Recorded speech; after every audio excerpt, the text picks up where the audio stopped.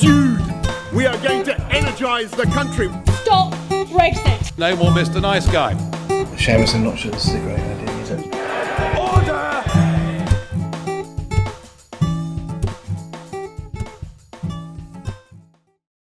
Hello and welcome to the Debated Podcast. I'm joined by my co-host Conrad. Hello.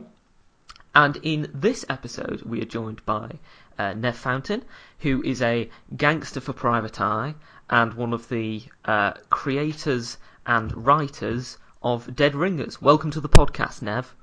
Hello. Did you say gangster for private? Yes. That's pretty good. I like that. It's better than gangster. Gangster's good. So, to begin with, I'd like to ask, what do you think is so funny about politics? Funny? Oh my gosh. What's funny? God. We were talking about this a couple of years back, and my writing partner, Tom Jameson, said, I don't look forward to writing the next series of Dead Ringers for the first time ever. And I say, I know exactly why you're frustrated, because in the old days, you used to have vaguely competent politicians, and you try and chip away at them using jokes and satire. And at the moment, we are putting more thought into what comes out of our characters' mouths than the actual people themselves. So by giving these characters jokes, you're actually making them look better than they are. By giving Trump syntax, you give him competence. And it was pretty down, because that was just before a general election. Theresa May looked like she was getting in a landslide. And we are saying, here is a politician who does not deserve anything like that. And when she got her hung parliament, I mean, I laughed for a week. So that was a lot of fun, because there was a sense of karma around, and she fitted a weak persona rather than someone with a stupid majority. And I think we're on the cusp of something like that again with the calling of a general election.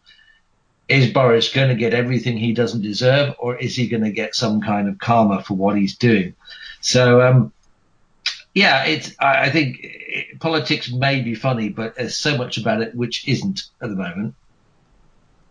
Does sort of the state of politics these days make it more difficult, do you think, to sort of try and find the humour and sort of try and do something that's not already being sort of said, sort of with the sort of farcical nature of politics at the moment?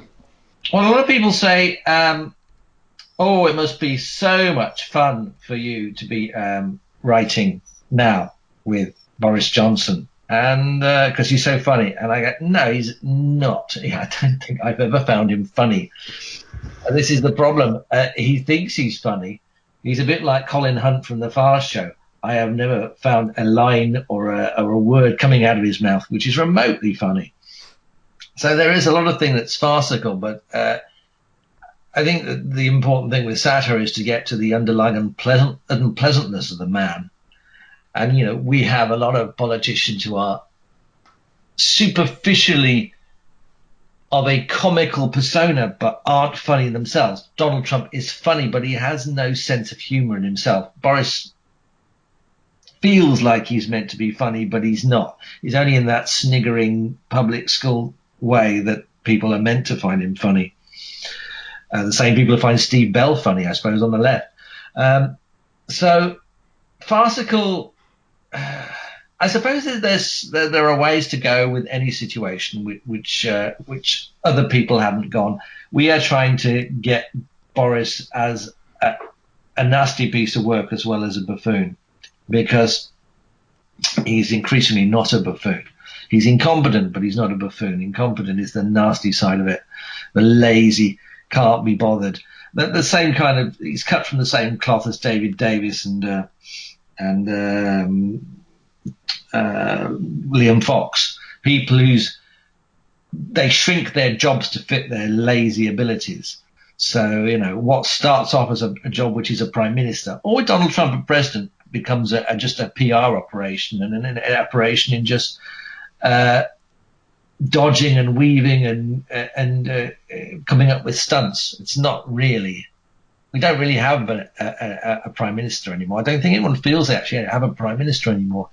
I don't think a lot of people feel they have actual just MPs anymore, because we've just talked about Brexit for 3 years and not talked about schools or hospitals or trying to improve things or targets or anything like that.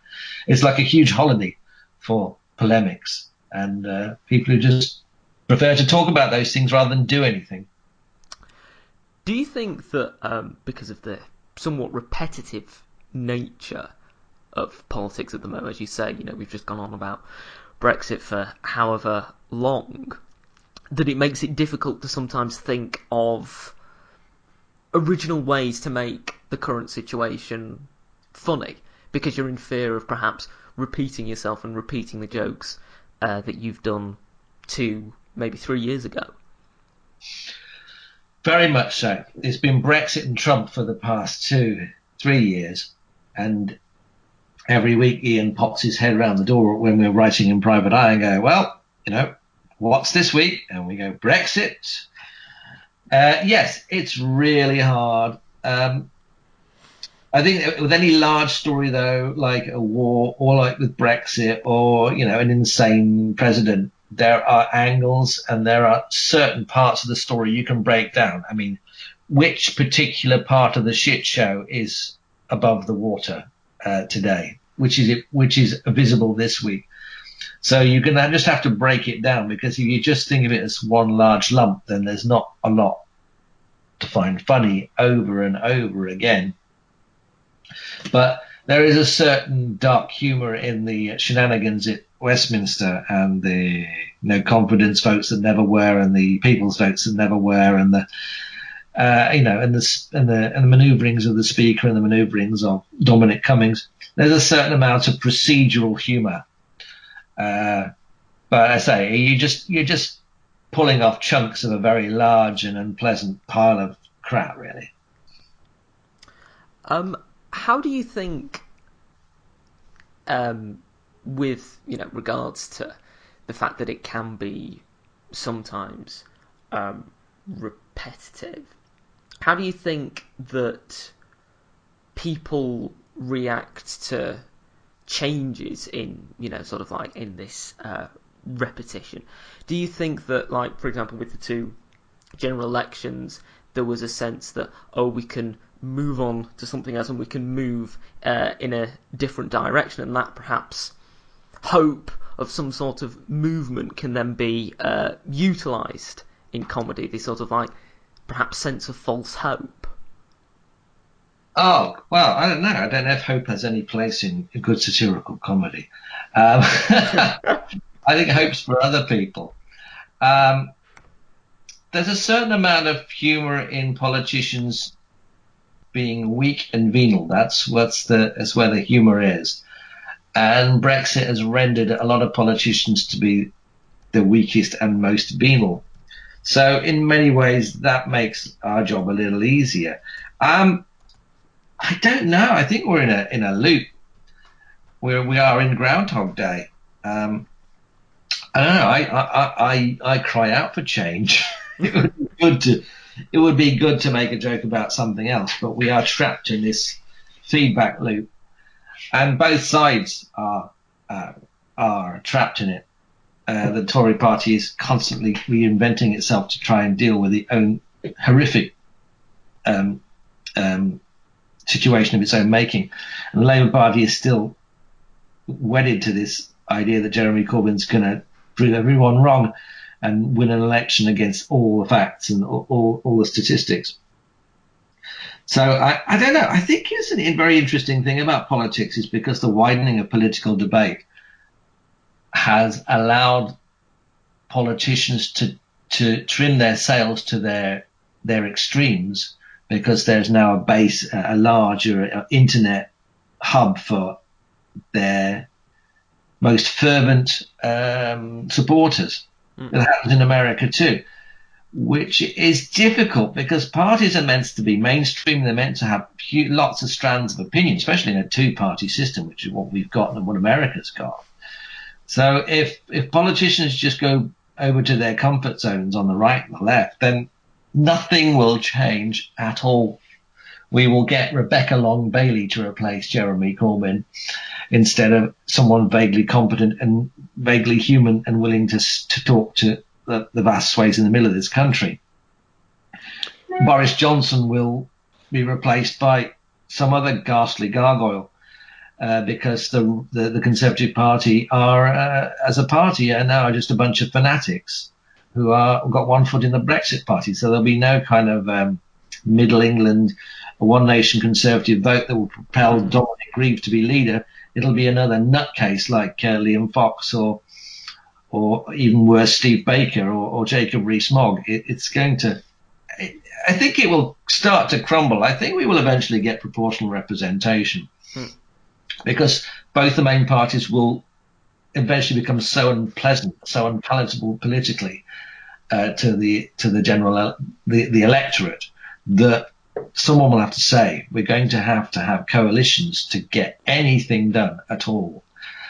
Because every party, the four parties we have now, will all get 25% of the vote, and no one will have any. There will be no winner take all. No winner take all. I mean, the last functioning majority parliament was Blair stroke Brown. I mean, I know Cameron won a slight majority, but he basically destroyed everything with the referendum. And that was just 2 years of majority government. And that was it. All the other times we've had minority governments. I don't know. I mean, I say I could be proved wrong, but I think both main parties are crumbling because their bases are dwindling and getting more extreme and alienating a lot of people in the middle. So I think proportional representation will have to happen. Do you think that there's anything that you can't joke about in terms of political and current affairs, or do you think that sort of anything can be made sort of light of if you do it in the right way, or do you think there's some things that are just too dark or too off limits? No, I don't think anything is too off limits. It depends on how you take the mick out of it. There is always an angle, whether it's the media coverage of something appalling, such as the death of Diana. Private Eye did that. They took the mick out of the media. It still outraged a lot of people, but they had a point. We went on air, I think the morning after Dr. David Kelly was found dead, and we still did a sketch on it. We still did Tony Blair reacting to it, because even though these stories are incredibly dark, such as the 59 people found in the lorry dead, there is still a political point to be made, just like in Grenfell, just like in anything. There is a political soup that you swim in, and you can make points about the political soup that allows terrible things to happen, such as Grenfell, such as the lorry, such as people dying, such as the Kurds. I mean, it's a dreadful thing to happening, but it's Trump's venality and his ignorance and his incompetence, and you should not stop pointing out that just because what he's done has resulted in something incredibly horrible. Do you think that it's sometimes difficult to make jokes about politicians or political positions that you might hold? Or do you think that, in a way, that allows you to be able to laugh and to joke about other parts of politics that you don't agree with, if you are able to mock your own political beliefs? I think you just have, various people are paid to be impartial, just like journalists. They're meant to leave their opinions at the door, like the BBC. And I'm sure they try to do that. I can only say that back in '97, I wrote the last sketch on Weekending, a John Major sketch, and just before the election, and that morning of the election, with utter euphoria, I walked into Weekending and wrote the first sketch of the Blair government, which was critical of Tony Blair.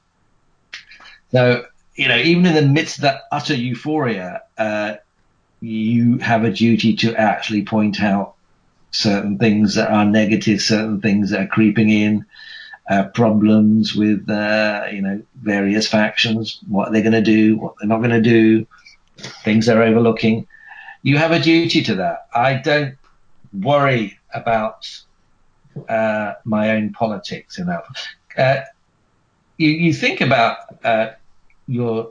I think politics is your heart and your convictions in a lot of ways, your political opinions, and your satirical head is just that. It's your head, and you think about things. So yes, I may support a political party, I may be sympathetic with a political party, but with my head, what are they doing? Why are they doing that? It doesn't sound very sensible to me. It's very easy with any kind of political opinion to be negative about all shades of politics these days, because all shades of politics are awful. And so, even if I can write about Tony Blair on the morning of that election in 1997, I can certainly write about Corbyn and Johnson, because they are so richly deserving of a few brickbats. Sort of coming on from that, there's sort of perception, probably true, that sort of most sort of comedians and comedy is all people on the left. You've seen sort of a few people like Jeff Norcott sort of come about recently, but it's still mostly on the left. Do you think that's a problem, or do you think that that's always the way it's going to be? Well, a lot of political comedy and a lot of comedy comes through questioning the status quo, and comes from poking fun at the great and the good. And as the status quo and the great and the good have so long been of the right, then yes, it is a problem in a lot of ways. There's a problem when people of the left get what they want. It's quite enjoyable for Private Eye and Dead Ringers these days, because we have a lot of people who have certain amounts of power that are not used to it. They're used to carping from the sidelines. You have the right in Trump's world, who are so used to just criticizing. You have your little Englanders who have been moaning about the EU for 40 years and are now actually being forced to say what they actually mean and think and what to be done. And it is funny because they don't like it. And you have the Corbynistas that have quite happily been criticizing the centre ground, the Blairites, for so very long. And when they are criticized for their own behaviours, they are very, very sensitive about it. So it's about a transition of power. And when comedy should be about the powerless, certainly satirical comedy about the powerless, making fun of the powerful, I don't particularly care about it being unbalanced, because striving for balance when you have a Conservative government for the last 9 years, or in the previous stint, the last 18 years, I don't know what you're trying to prove. I don't know why you're trying to strike a middle ground when the political situation speaks to you in a certain kind of way. Balance is for news stories, trying to tap the mood of the country. I don't think you have to be right down the middle of the line. I don't think you have to attack the right and the left, though it is very easy to attack both these days, because they are both appalling. But being in government means you have a certain responsibility. And, being in power in a political party like the left in Labour means you have a certain responsibility, and your head is above the parapet, and you should expect to get shot at. Being a Brexiteer and getting your own way, and it means you are criticised for it, and blustering about the will of the people and talking about traitors is just simply a weakness and an inadequacy on your part, because you can't take discussion, you can't take mockery. That's what a politician used to be expected to take. It used to be a badge of honour to get on Spitting Image. Now we have politicians that seem to have revelled in being out of the mainstream and are not comfortable in the mainstream. And I'm talking about them all. I'm talking about Trump, and I'm talking about Corbyn, and I'm talking about vast swathes of the Conservative Party who are very uncomfortable about being mocked. And, you talk about shows being taken off the air. Trump does that. And you talk about boycotting certain comedians and certain shows. It just shows a basic personality defect, an inadequacy, an immaturity to take on board the fact that you should be held up for your opinions just like everyone else. You know, you shouted about Thatcher for 20 years. You should expect people to shout about you now that you have a position to change things in this country.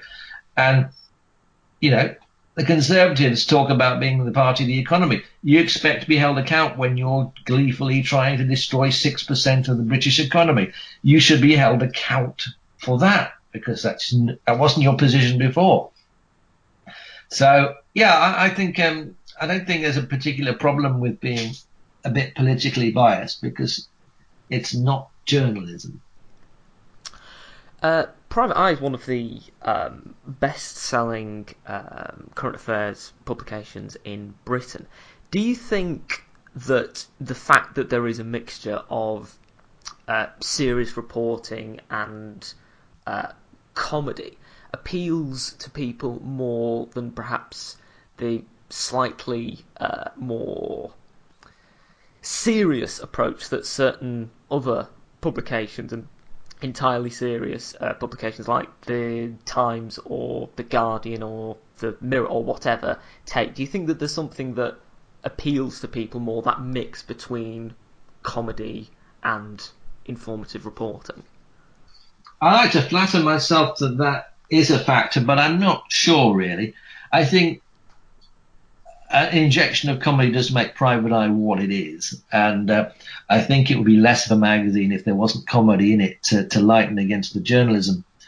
But I think people turn to Private Eye because the publications you've mentioned, the Times, etc., have been bought and paid for by vast, billionaires and squillionaires, media barons, and almost everything else is opinion. I mean, Private Eye is we hate everyone. We are a box on everyone's house. Our journalism is not friendly to any particular point of view or any particular individual.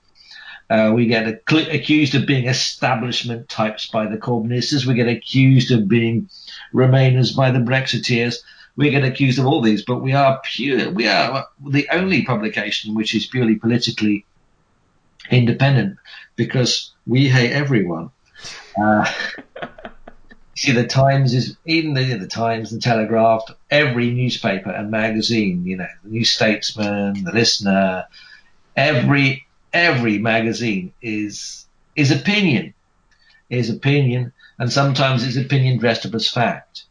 The Private Eye journalism pages are not that. They are just saying. It is ironic, actually, now I'm going to think of it, that Private Eye was the least trusted name in journalism 40 years ago, 50 years ago. And it was always getting sued. But now you go to Private Eye to find out, what did that article in the Times mean? Who put it there? What think tank published that report? Who's paying for them? And with the wonderful work done about tax loopholes by Richard Brooks, and the wonderful work being done right through the magazine, the journalism is top notch, and the journalism is not tainted. And there is a feeling that everything is tainted, everything. And in these days of the internet, everything is an opinion, everything is there. You've got Squawk Box and Canary and tiresome things like that on the left, and Breitbart on the right. And Guido Fawkes, that wretched example of British Breitbart. I do like to fondly think in my dotage that the comedy might have something to do with the success of Private Eye at the moment, but I'm not sure. But I do think it's an important part of the magazine, rather than it's the reason for its success.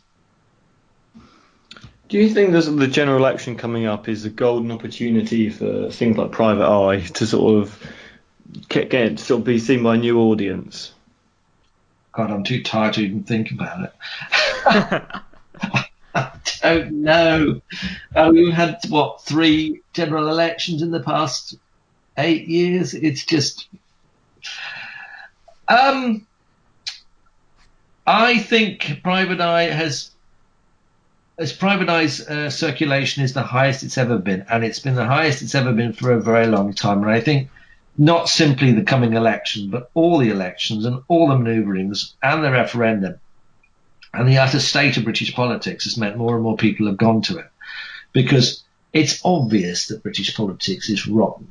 It's been more rotten now than it's been for a very long time. And everyone knows it and everyone can see it. No one can say it on these political programs because they're all got a stake in the bandwagon just trundling along. But we all can see it. The left is rotten. The right is rotten. The political situation in this country and in America is pretty wretched.